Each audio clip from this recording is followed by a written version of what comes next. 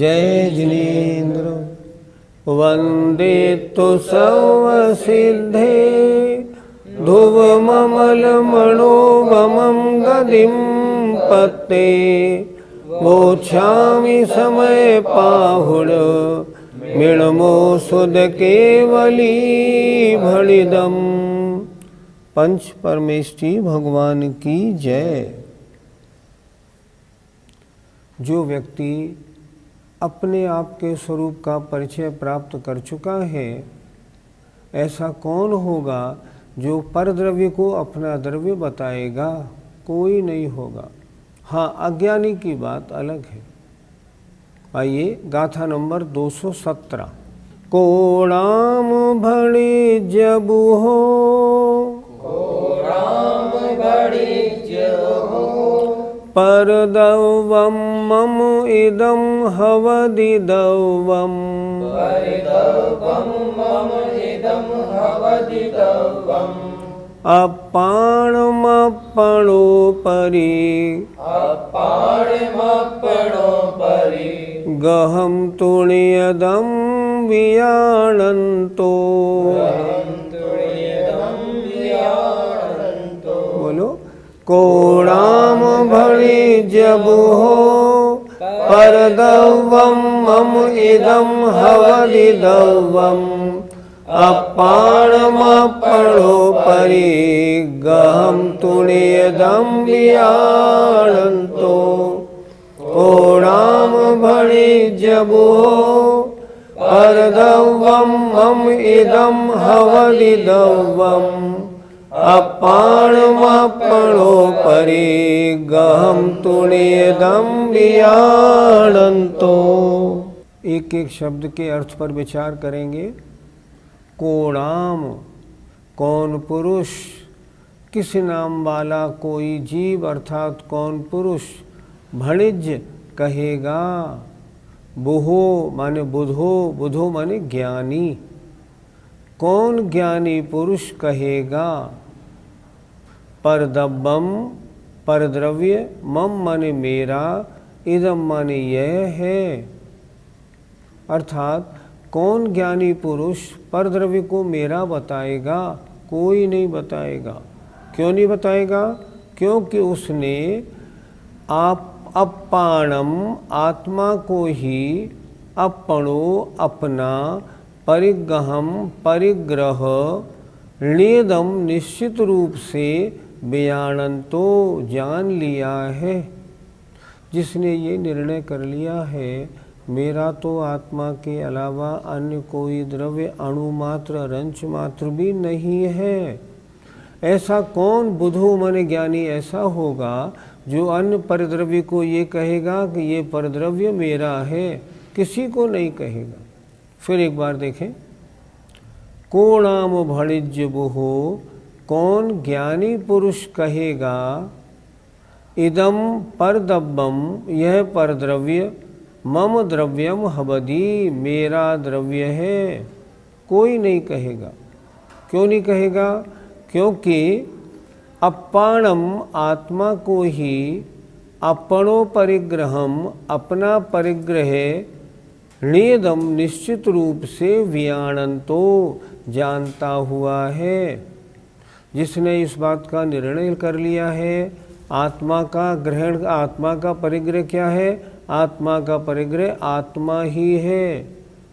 आत्मा आत्मा ही आत्मने का ही स्वामी है, अन्य किसी पदार्थ का नहीं। जिसने ऐसा निर्णय कर लिया है, ऐसा कौन जीव होगा जो परद्रव्य को अपना कहेगा? कोई नहीं कहेगा। वो ज्ञानी निर्णय करने वाला तो आत्मा ही मेरा है, अन्य कुछ भी मेरा नहीं है, यही निर्णय करेगा, अन्य कुछ नहीं। अर्थ देखिए। अपनी आत्मा को ही निश्चित रूप से अपना परिग्रह जानता हुआ कौन ज्ञानी पुरुष कहेगा कि यह परद्रव्य मेरा द्रव्य है? कोई नहीं कहेगा। और अगर वो कहेगा तो वह ज्ञानी नहीं होगा। जिसने ज्ञानी होकर निर्णय कर लिया है वह ऐसा कैसे कह देगा? सवाल ही नहीं उठता, प्रश्न ही नहीं। पंडित जी, परद्रव्य को अपना कहने से क्या हो जाएगा?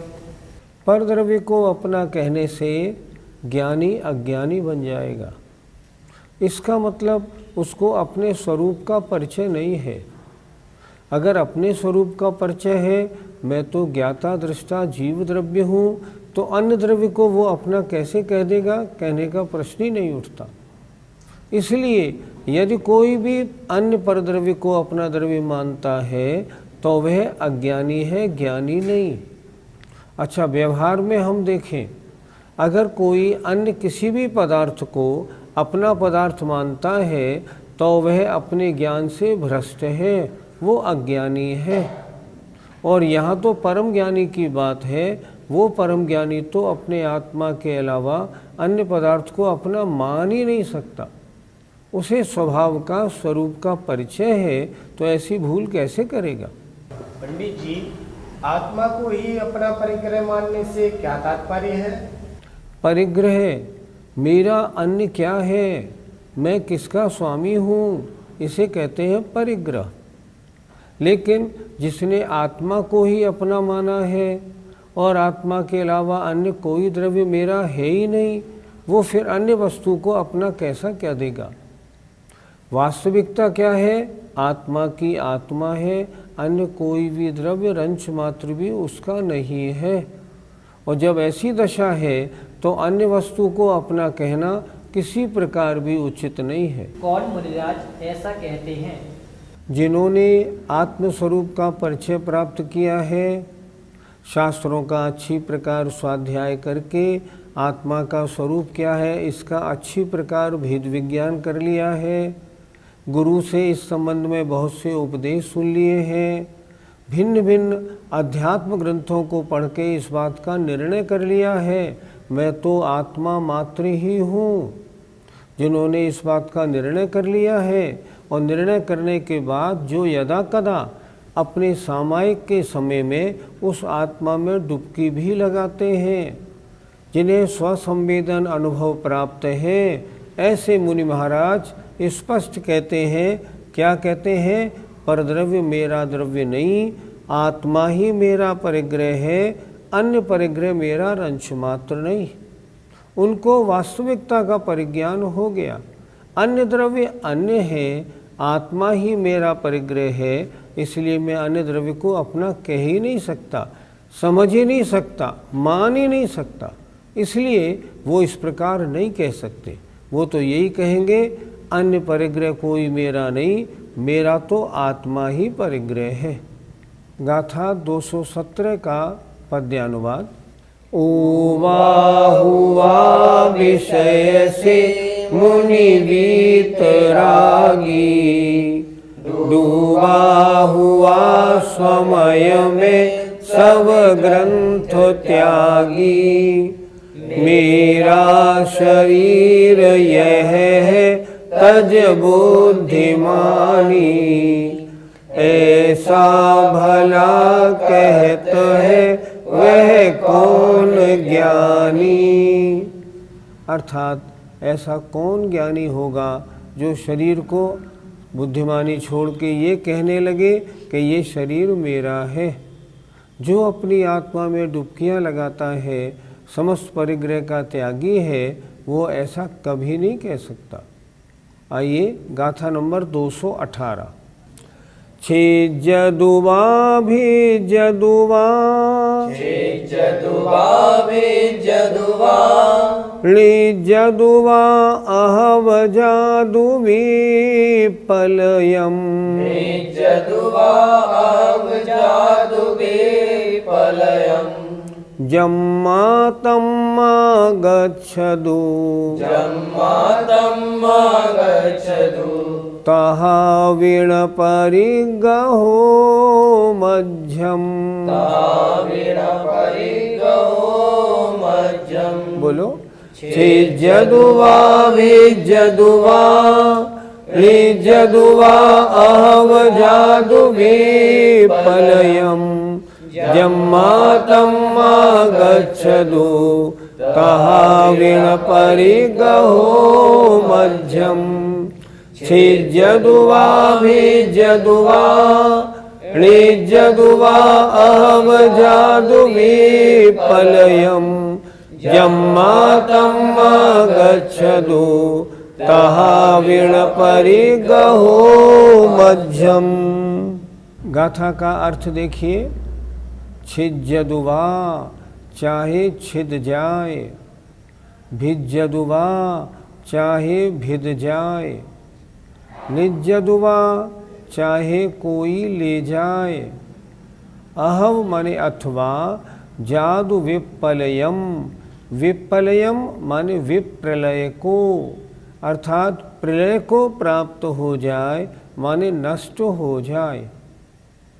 जम्मा तम्मा चाहे किसी कारण से भी जाए, चाहे कोई भी कारण हो। गच्छदु कहीं भी चला जाए, तथा तहावि तथापि, मध्यम मेरा परिगहो न परिग्रह नहीं है। विशेष तौर पर शरीर के बारे में चर्चा हो रही है। परिग्रह जितने भी हैं उनमें सबसे ज़्यादा यह जीव किस परिग्रह को अपना मानता है? शरीर को। कहते हैं अन्य सब कुछ नष्ट हो जाए तो दुखी नहीं होता, लेकिन जब शरीर नष्ट होने की बारी आती है तब बड़ा दुखी होता है कि नहीं, कम से कम मैं तो बच जाऊं। क्यों? क्योंकि इससे सबसे ज़्यादा लगाव है अपने शरीर से। अब यहाँ वो ज्ञानी क्या विचार करते हैं, देखो, छिज्यदुवा मेरा शरीर चाहे छिद जाए, भिज्यदुवा चाहे भिद जाए, निज्यदुवा चाहे कोई ले जाए, अथवा जादु विपलयम चाहे प्रलय को अर्थात नाश को प्राप्त हो जाए, गच्छदु चाहे जिस कारण से चला जाए, तहावि तथापि माने फिर भी, मध्यम परिगहुण मेरा परिग्रह नहीं है, अर्थात शरीर को मैं अपना नहीं मान सकता। क्यों? मेरा है ही नहीं तो मैं मानूं कैसे? अर्थ देखें, यह शरीर आदि पर द्रव्य भले ही छिद जाए, भिद जाए, अथवा कोई इसे ले जाए अथवा नष्ट हो जाए, जिस किसी दशा को भी प्राप्त हो जाए, तो भी यह परिग्रह मेरा नहीं है, यह निश्चित है। इस प्रकार विचार कर ज्ञानी तो अपने स्वस्थ स्वभाव में रहता है। पंडित जी, शरीर की इतनी दशाओं का वर्णन क्यों किया है? क्योंकि जो महामुनि महाराज अपने ध्यान में स्थित होते हैं और जब उनके ऊपर तरह तरह के उपसर्ग शारीरिक बाधाएं आती हैं तो कितनी प्रकार की आती हैं, उनमें से कुछ प्रकारों का यहाँ वर्णन किया है। जैसे छिज्यदुवा, जैसे छेदो चाहे मेरा शरीर छिद जाए, जैसे सुकमाल मुनि महाराज का। सुकमाल मुनि महाराज को वो शालिनी घसीट कर ले गई, मैं अपने बच्चों के साथ उन्होंने कितना छेदा भेदा और उसको कितने समय तक खाती रही। ऐसा सब कुछ होने पर भी जो अपने स्वभाव में स्थित मुनि महाराज होते हैं उनका मन जरा भी ऐसा नहीं बोलता, हो मुझे खाया जा रहा है, मुझे छेदा जा रहा है, ऐसा नहीं बोलता। क्यों नहीं बोलता? क्योंकि उन्होंने उस शरीर को अपना माना ही नहीं है। जो हो रहा है वो शरीर के साथ है, मेरे साथ नहीं। देखें, भिज्यदुवा, कोई इसको भेद दे।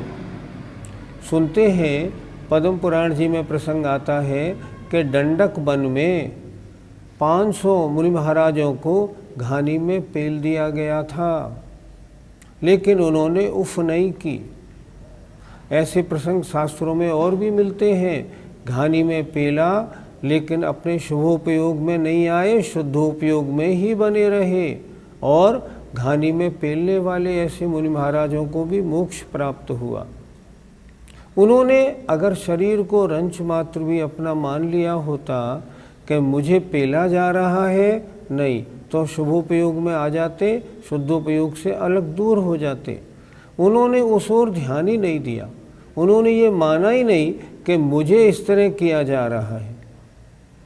निज्जदुवा, निज्जदुवा कोई कहीं भी ले जाए। जैसे सुकौशल महाराज को शेरनी खींच के कहाँ कहाँ नहीं ले गई, सब जगह ले गई। शरीर को खींचकर ले जाया जा रहा है, लेकिन शुद्धोपयोगी मुनि महाराज उस शरीर की ओर रंच मात्र ध्यान नहीं करते। ऐसा तो बहुत मुश्किल है, ऐसा कैसे हो सकता है कि शरीर को शेरनी खींच के ले जाए और फिर भी उस ओर ध्यान नहीं जाए। हम लोग इसका चिंतन नहीं कर सकते। क्यों नहीं कर सकते? हमारा शरीर का सहनन कौन सा? असंप्राप्ता श्रीपाटिका। हमारे शरीर पर तो अगर एक मक्खी बैठ जाए तो भी हम उड़ाने के लिए हाथ उठा देते हैं। उन लोगों का सहनन था वज्र वृषभ नाराज सहनन।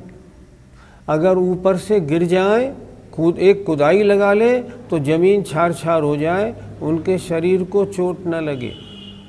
जिनका शरीर इतना मजबूत होता है उन्हीं का ध्यान इतना मजबूत लगता है। इसीलिए तो आचार्यों ने कहा मोक्ष के लिए ध्यान लगाने के लिए क्या चाहिए? पहले वज्र वृषभ नाराज सहनन चाहिए। अगर आपका शारीरिक सहनन इतना मजबूत नहीं तो आप इतना अच्छा ध्यान लगा ही नहीं पाएंगे। आगे इन्होंने लिखा अयवजादु विप्लयम, प्रलय को प्राप्त हो जाए। सुनते हैं द्रोणगिरी में जो मुनि महाराज थे जिनके नाम से वो जगह प्रसिद्ध है, द्रोणगिरी में महाराज को राजा ने रुई में लपेट करके रुई में आग लगा दी थी, तेल छिड़क के आग लगा दी। गुरुदत्त महाराज, गुरुदत्त महाराज द्रोणगिरी से मोक्ष पधारे हैं, रंच मात्र भी नहीं हिले। पूरी आग लगने से सारी बॉडी प्रलय को प्राप्त हो गई, नष्ट हो गई, फिर भी उन्होंने उस शरीर में अपना राग नहीं बनाया। अगर राग बनाया होता तो मोक्ष सिद्धालय कैसे गए होते? उन्हें सिद्धालय प्राप्त हुआ। शरीर जल रहा है, जलने दो, लेकिन मैं बिल्कुल इससे भिन्न हूँ। मैं तो न जलता हूँ, न कटता हूँ, न मरता हूँ। ऐसा चिंतन था, इसलिए जैसे के तैसे बने रहे और उन्होंने मोक्ष प्राप्त किया। एक विशेषण दिया, चाहे कोई कहीं भी ले जाओ। जैसे मान लो यमपाल चांडाल को उठा के समुद्र में फेंक दिया, फेंक दो, लेकिन उन्होंने रंच मात्र भी शरीर के उस फेंकने के कारण अपना दुख अनुभव नहीं किया। और नतीजा क्या हुआ? देव आए, देवों ने उनको निकाला, उनकी पूजा की। शास्त्रों में ऐसे कितने उदाहरण मिलते हैं कि मुनि महाराजों को आकाश मार्ग से फेंक दिया और वो ऊर्ध्वलोक सिद्ध बन गए। नीचे आने के पहले आयु समाप्त हुई, वहीं से सिद्धालय को प्राप्त हो गए। तो चाहे कोई कहीं भी ले जाए, अर्थात शरीर की कैसी भी परिस्थिति हो, लेकिन जो शुद्धोपयोगी मुनि महाराज होते हैं, जिन्हें निज पर का भेद विज्ञान होता है, जो शरीर को अपना नहीं मानते, मात्र अपने चैतन्य स्वरूप को ही अपना मानते हैं, वो इन परिस्थितियों में कुछ भी हो जाए फिर भी अन्य को, शरीर को अपना मानने को तैयार नहीं होते।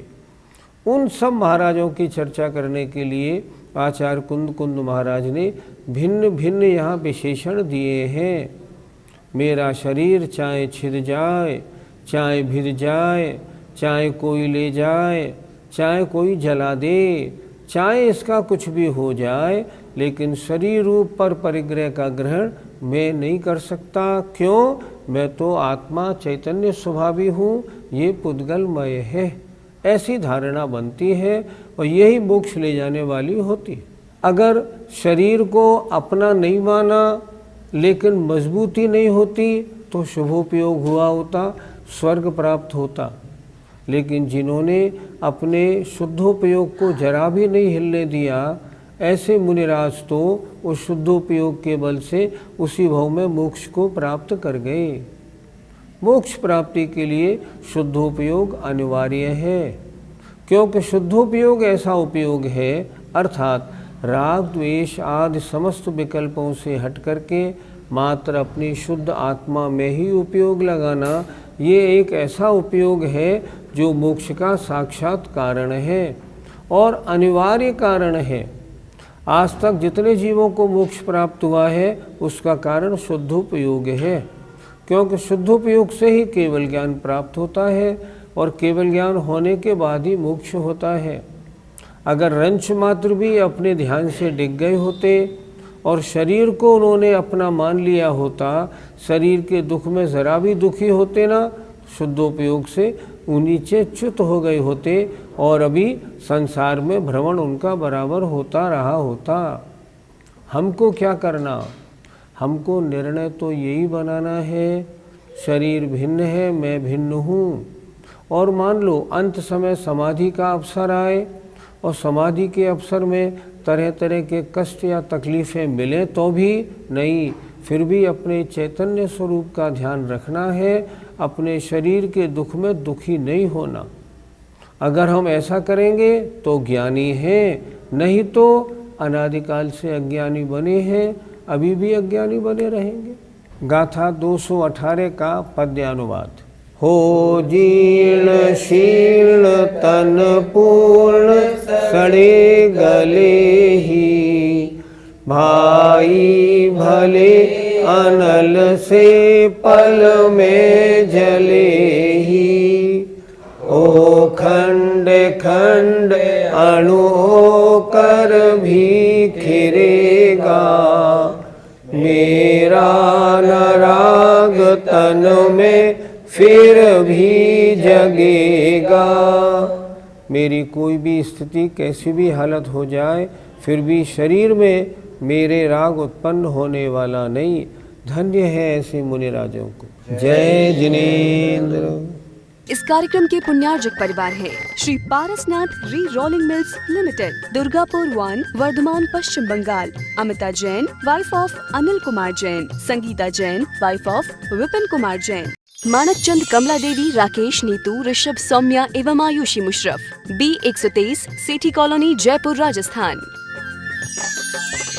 श्री जनार्दन प्रसाद जी, श्रीमती पतंती देवी, मुकेश कुमार, साक्षी, ईशा, मोना खंधार, श्री किशोर खंधार, श्रीमती सुषमा खंधार, परिमल खंधार, अहमदाबाद। शुल्लक 105 श्री ज्ञान सागर जी महाराज की पुण्य स्मृति में श्रीमती शांति देवी छाबड़ा, पटना, बिहार। ईसरी पारसनाथ एवं उनके पुत्र पुत्रवधू श्री अशोक उमा, पटना। श्री विनोद बबीता, गुवाहाटी। श्री सुनील शालू, पटना। ब्रह्मचारी संजय भैया, ईसरी। श्री अभय मेघना, चंडीगढ़। श्री आलोक मेघना, वडोदरा।